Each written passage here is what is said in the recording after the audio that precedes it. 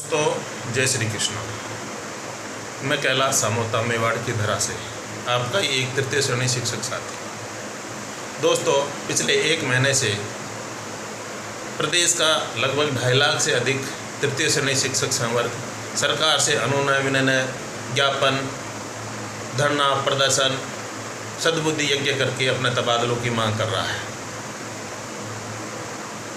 जबकि सरकार की सभी योजनाओं को धरातल तक पहुंचाने का काम निर्वाचन आयोग की सबसे महत्वपूर्ण कड़ी BLO का काम, यहां तक कि सीनियर सेकेंडरी स्कूलों के संचालन का काम भी तृतीय श्रेणी शिक्षक के ही जिम्मे पड़ा हुआ है। बावजूद इसके ये विधर्मी कुटिल सोच के शिक्षक संगठन जो हमारी सदस्यता शुल्क के माध्यम से हमारे ही चंदे को चाट कर अपने निज हित साधने के लिए सरकार की गोद में बैठे हैं, आज तक किसी संगठन ने सरकार के सामने ये विषय नहीं रखा कि तृतीय श्रेणी शिक्षक का एक बहुत बड़ा सा वर्ग 15 से 20 साल से तबादलों की आस में अपनी जीवन लीला खत्म कर रहा है, अपनी पारिवारिक और सामाजिक जिम्मेदारियों का निर्वहन करने से वंचित है। वो अवसादग्रस्त है, कुटिल है, आक्रोशित है, उद्वेलित है और अब वो जो है अब संगठित होकर 17 मई 2023 को शहीद स्मारक पर शहीद होने के लिए आ रहा है। या यदि उनका दमन किया गया किसी भी तरीके से, हो सकता है आपके पास सरकार है, मजबूत होती है, शासन प्रशासन का दुरुपयोग का नाम को बखूबी आता है, पकड़ा झगड़ी करा सकते हो, फालतू के ऑर्डर निकला सकते हो कि हाँ मुख्यालय नहीं छोड़ेंगे। मुख्यालय तो हमने कोरोना में भी नहीं छोड़ा था, आप दुबक गए थे, आप घर से बाहर नहीं निकले थे, लेकिन यही तृतीय श्रेणी शिक्षक संवर्ग था जो कोरोना जैसी महामारी में कोरोना वॉरियर की तरह लड़ा। हम तो फिर रुक जाएंगे लेकिन हमारी आवाज़ को नहीं रोक पाएंगे। हमारे लिए सरकार कोरोना का काम नहीं करें, प्रशासन भी कान खोल के सुन लो। आपके भी घर परिवार में यदि तृतीय श्रेणी शिक्षक संवर्ग का कोई साथी है और वो पीड़ित है तो उसकी भी दुआएं लो। सरकार को कहो इस प्रकार के फालतू के फरमान जारी मत करो। बेशर्मों कुछ तो सोचो, हमारी 3-3 साल की पदोन्नति रोक रखी है। ऐसे कहते हो कि एक ज़िले से दूसरे ज़िले में तबादला हो जाएगा तो आपकी एक तरह से वरिष्ठता लैप्स हो जाएगी। क्यों अन्य संवर्गों की वरिष्ठता लैप्स क्यों नहीं होती है? क्या हमने को वहाँ पहाड़ों को पढ़ाया था, हमारे रेत के ढेरों को पढ़ाया था, हमने बच्चों को पढ़ाया था, स्कूलों में पढ़ाया था?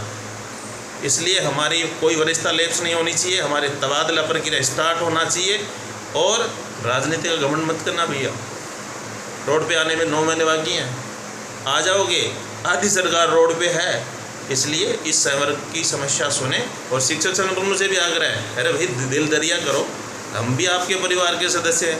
कहीं ना कहीं आप जर्दा तम्बाकू खाते हो ना, होटलों में रहते हो, गाड़ियों में घूमते हो, लंबे लंबे कुर्ते सिलाते हो, इसमें हमारा भी अंशदान है। इससे हमारे मद का दुरुपयोग मत करें, अपनी सोच को सकारात्मक करें। ज़्यादा राजनीति चमकाने की जरूरत नहीं, राजनीति करनी है तो मैं आराम 9 महीने के बाद टाइम लड़ना वहाँ चुनाव। हमारे शिक्षक संगठन हमारे साथ आए, हमारे को किसी से एलर्जी नहीं है, लेकिन आपकी कुटिलता नहीं चलेगी। वहाँ केवल तृतीय श्रेणी शिक्षक संवर्ग का बैनर, एक तबादला संघर्ष समिति का बैनर काम करेगा। हमें एफिलिएशन मिल गया, सरकार के सभी सक्षम अधिकारियों से हमारी बात हो गई है या बात पहुँचा दी गई है। इसलिए मेरा विशेषकर मातृशक्ति शिक्षिकाओं और शिक्षकों से आग्रह है कि अपने परिवारजनों शुभचिंतकों के साथ 17 मई 2023 को सुबह 8 बजे शहीद स्मारक पहुँचें। अन्यथा ये कुटिल शिक्षक संगठन और ये कुटिल राजनीतिक लोग हमें मधुमक्खी का बर का छत्ता बताकर हमारे को पार्श्व प्रभाव वाली एक श्रेणी घोषित करके अपने को दबाने का प्रयास करेंगे। डरना नहीं है, हमें बाबुओं से, हमें वकीलों से, डॉक्टर जो अपने से ही पढ़ के उनसे शिक्षा लेनी है।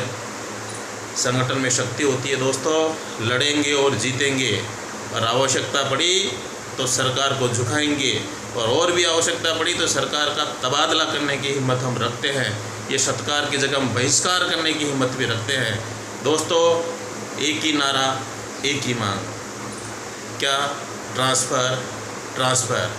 हम भी हमारी पारिवारिक जिम्मेदारियाँ निभाना चाहते हैं, सामाजिक जिम्मेदारियाँ निभाना चाहते हैं। हमें शिक्षक ही रहने दो, हमें विद्रोही मत बनाओ। आप डरा नहीं सकते हमें, कानून का राज है यहाँ। सारे तृतीय श्रेणी शिक्षक LLB किए हुए अधिकांश, ये जानते काला कोट पहन लेंगे और कटघरे में खड़ा कर देंगे।